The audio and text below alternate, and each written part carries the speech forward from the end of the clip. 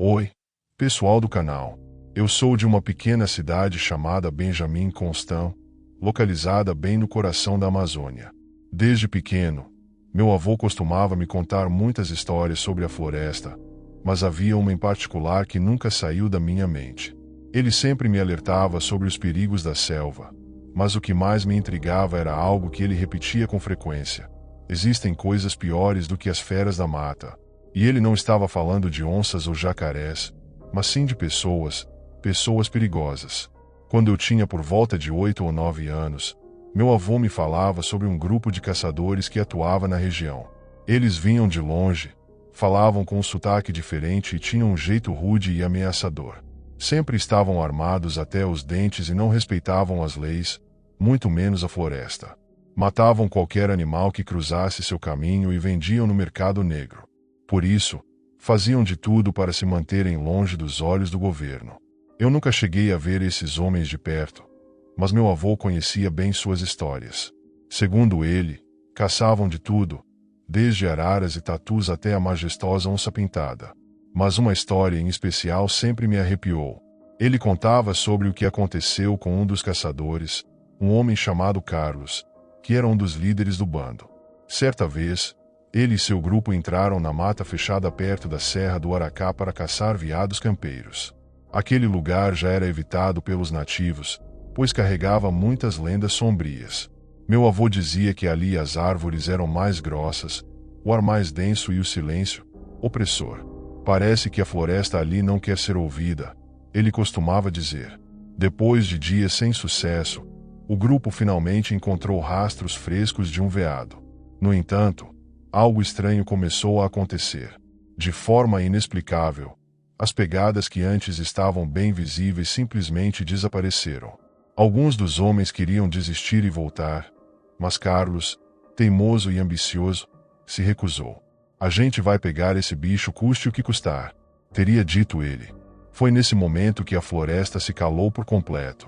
Nem mesmo os insetos faziam barulho.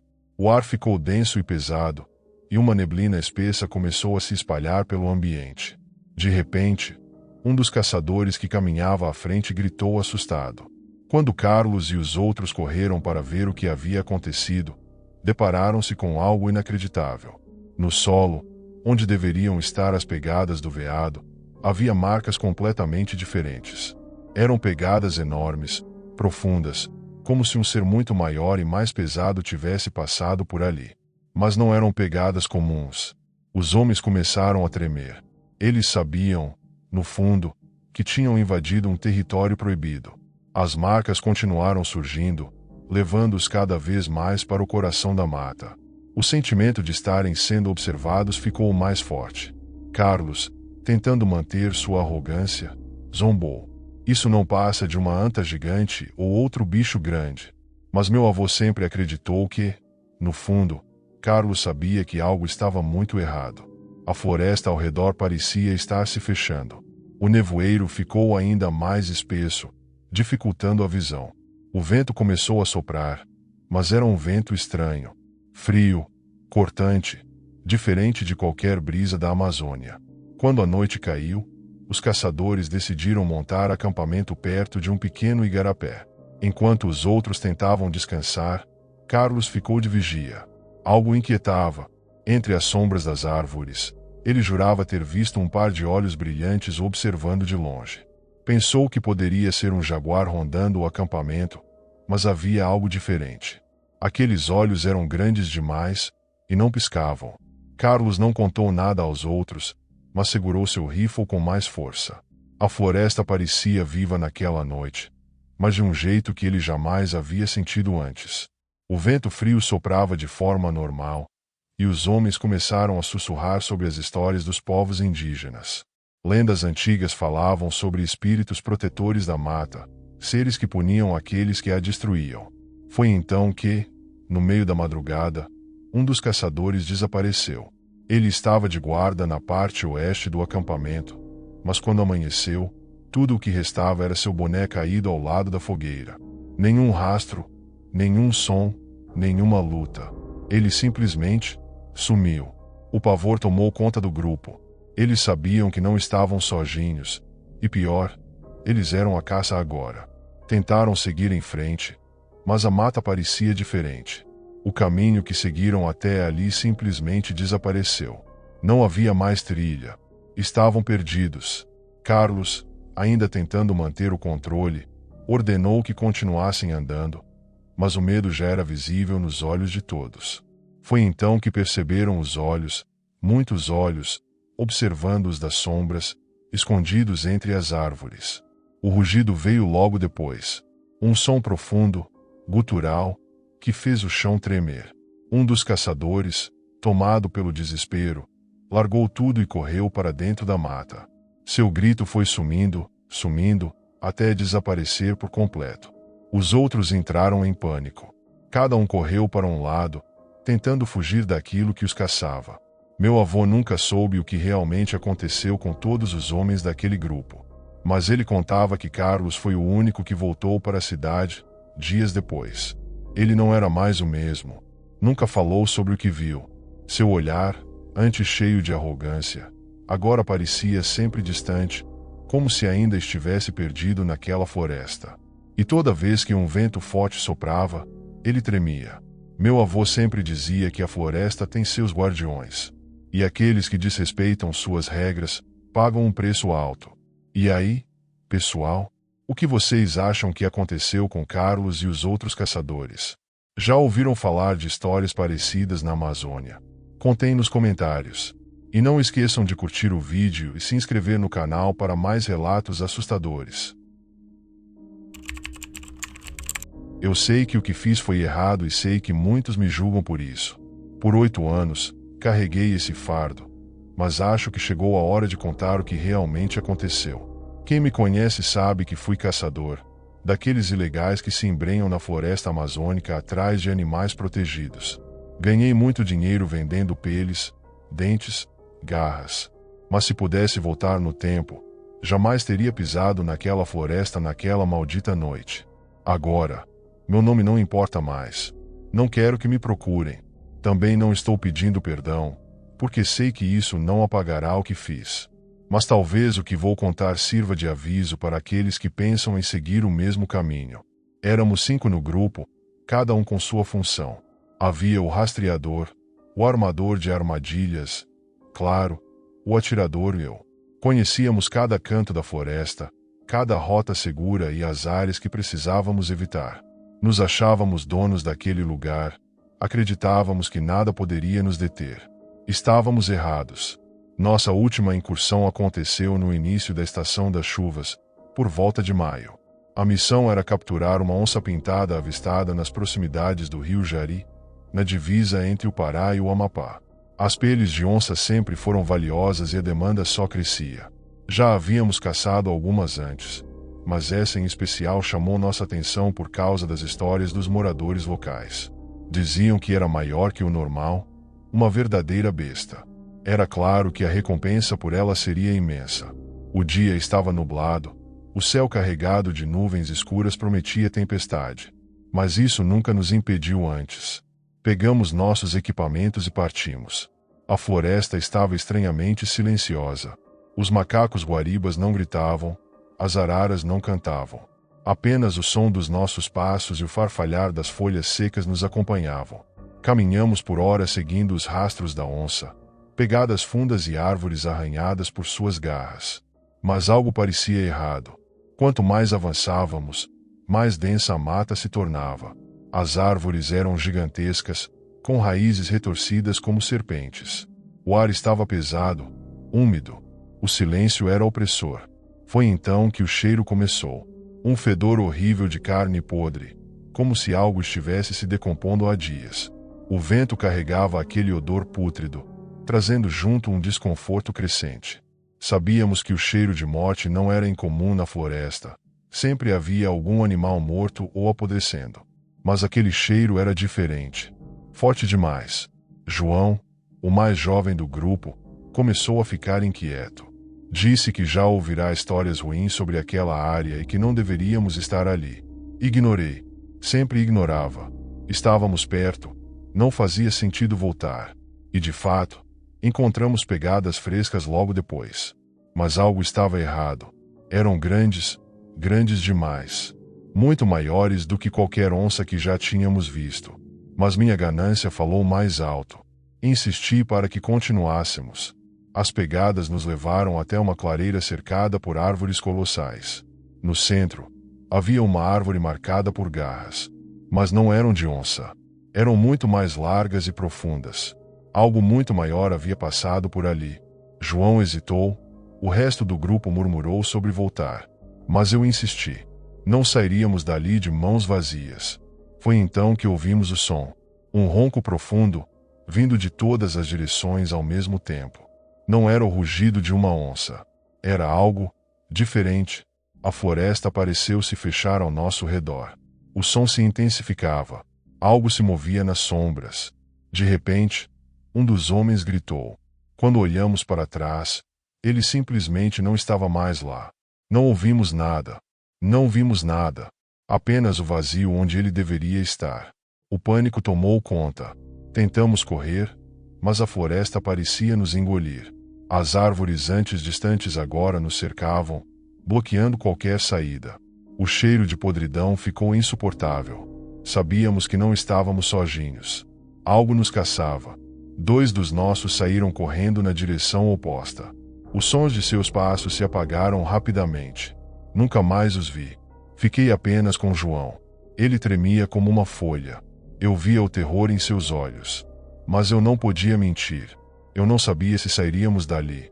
A floresta se tornará um labirinto vivo, sufocante.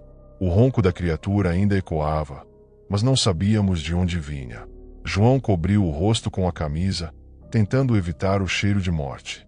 Segurei meu rifle, mas sabia que era inútil. Foi então que vi um vulto enorme entre as árvores, espreitando nas sombras. Puxei João para trás antes que ele também visse.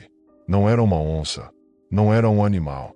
Era algo que não pertencia a este mundo. Naquele instante, entendi. Os ribeirinhos falavam de espíritos da floresta, entidades que protegiam a mata e seus animais. Sempre achamos que eram apenas histórias. Mas não eram. Cruzamos uma linha que nunca deveria ter sido cruzada. Então ouvimos passos pesados se aproximando. João correu. Pensei em segui-lo, mas antes que eu pudesse reagir, ouvi seu grito. Um grito desesperador. Quando olhei, ele já não estava mais ali. Fiquei sozinho. O silêncio voltou. O ar parecia mais denso. Eu sabia que tinha que sair dali, mas a floresta era um labirinto sem saída. Cada árvore era igual. E aquela coisa ainda me observava. Caminhei por horas, ou talvez minutos. Cada passo me levava de volta ao mesmo lugar. Até que vi de novo a clareira, a mesma árvore marcada. Eu estava andando em círculos. O desespero me dominou. Gritei. Xinguei. Atirei para o alto. Mas a floresta não respondeu. Sentei-me no chão, derrotado. E então ouvi. Dessa vez, não era um rugido. Era um sussurro. Palavras ininteligíveis, vindas de todos os lados. Eu não era bem-vindo ali. Nunca fui. Levantei-me, tremendo. Se fosse morrer, morreria lutando. Mas quando me virei, não havia nada. Apenas o vazio. Eu saí dali no dia seguinte, depois de passar a noite sem dormir, encostado em uma árvore. Quando finalmente encontrei o caminho de volta, era o único que restava. Nunca mais vi os outros. E, de certa forma, agradeço por isso. Hoje, não caço mais. A floresta não é lugar para homens como eu. Homens que só pensam em dinheiro, sem respeito pela natureza. A floresta nos tolera, mas tem seus limites, e quando ultrapassamos esses limites, ela cobra seu preço. Eu paguei o meu. E, mesmo tantos anos depois, ainda ouço aquele ronco nos meus pesadelos. A floresta nunca esquece. Então, se um dia você pensar em entrar na Amazônia para caçar o que não deve, pense 2 vezes. Talvez você nunca mais volte.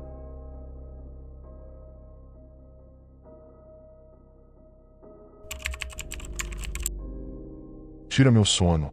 Às vezes, penso que o tempo ajudaria a apagar as memórias, mas é como se o que aconteceu estivesse gravado em mim, impossível de esquecer.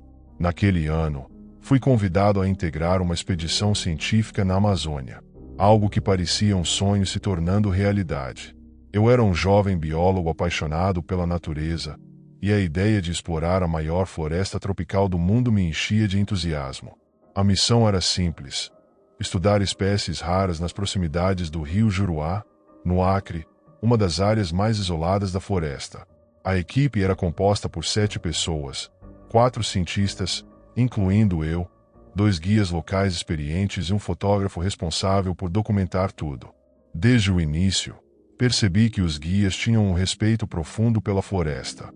Eram homens simples, mas falavam sobre o lugar como se fosse algo vivo, com suas próprias regras e segredos.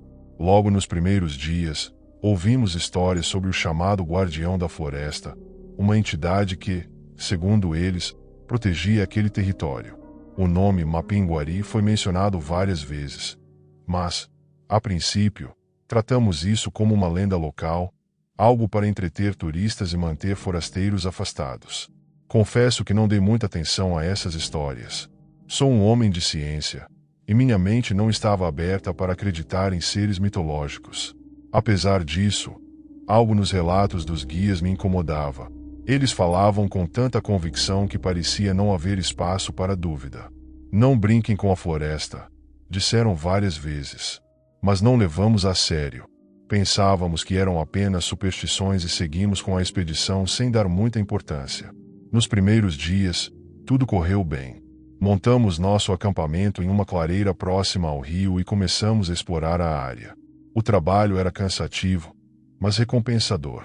Catalogamos várias espécies de plantas e aves, e as noites eram preenchidas por conversas ao redor da fogueira.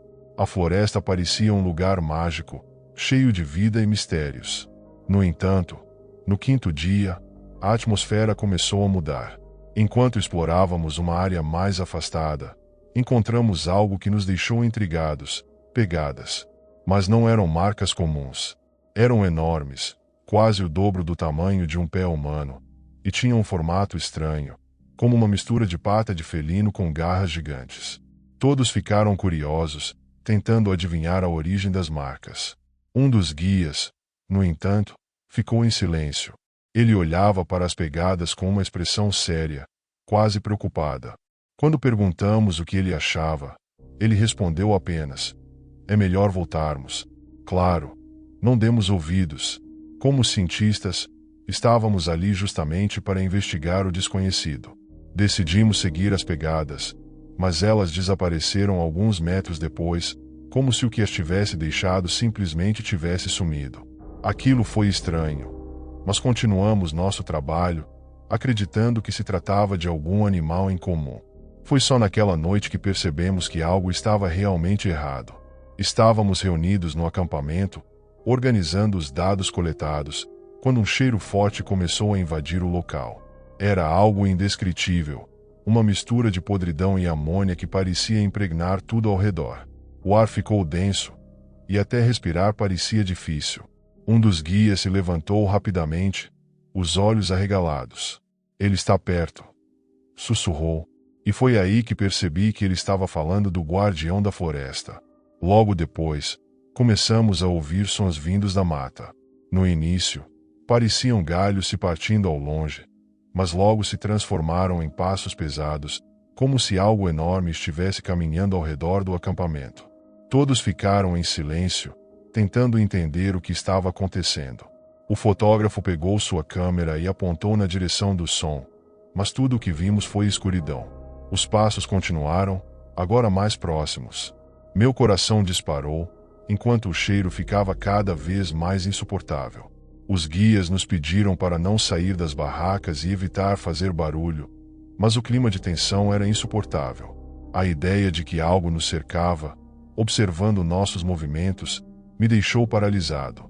Passamos horas naquela situação, ouvindo os sons, sentindo o cheiro e imaginando o que poderia estar lá fora. Quando finalmente amanheceu, parecia que todos estávamos em estado de choque. Mas o pior ainda estava por vir. Na manhã seguinte, enquanto desmontávamos o acampamento para seguir para outro ponto, encontramos algo ainda mais perturbador: marcas nas árvores ao redor.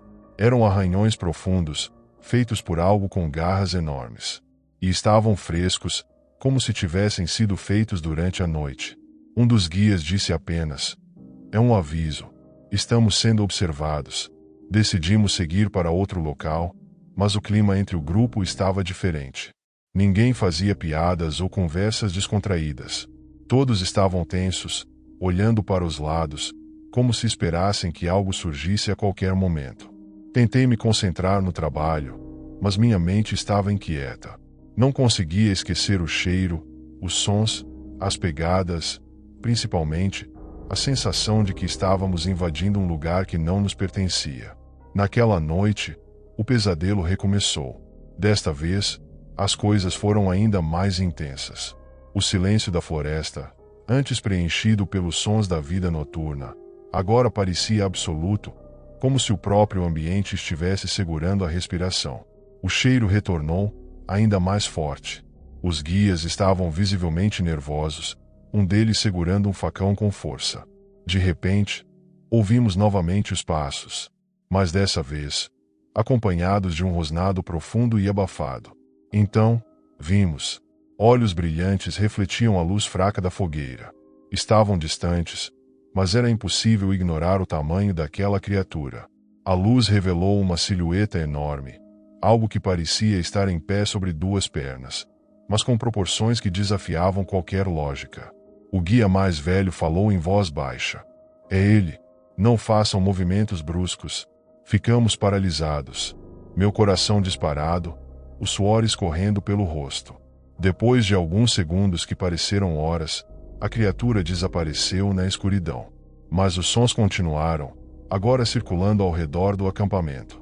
Na manhã seguinte, encontramos um pedaço de tecido rasgado e sujo de algo que parecia sangue preso a um arbusto. Nenhum de nós tinha perdido o material. Aquilo não pertencia a ninguém da equipe. Os guias insistiram para que saíssemos imediatamente. Seguimos pelo rio em um dos barcos menores, mas a sensação de estarmos sendo observados não nos abandonava. Ao chegarmos a uma vila local, um dos guias nos deu um último aviso: "Vocês são sortudos por terem saído vivos. Mas não falem sobre isso. Ele não gosta que espalhem histórias." E aqui estou eu, desafiando esse conselho. Não porque quero, mas porque sinto que preciso. Essa experiência me mudou para sempre. Ainda sonho com aqueles olhos brilhantes e com um cheiro que parece grudar na pele. Mesmo depois de tantos anos, não consigo esquecer. Se alguém estiver pensando em se aventurar pela Amazônia, leve isso como um aviso. A floresta tem segredos que talvez seja melhor deixar intocados. E para vocês que estão ouvindo essa história, acreditam que coisas assim realmente existem? Se sim, contem suas experiências.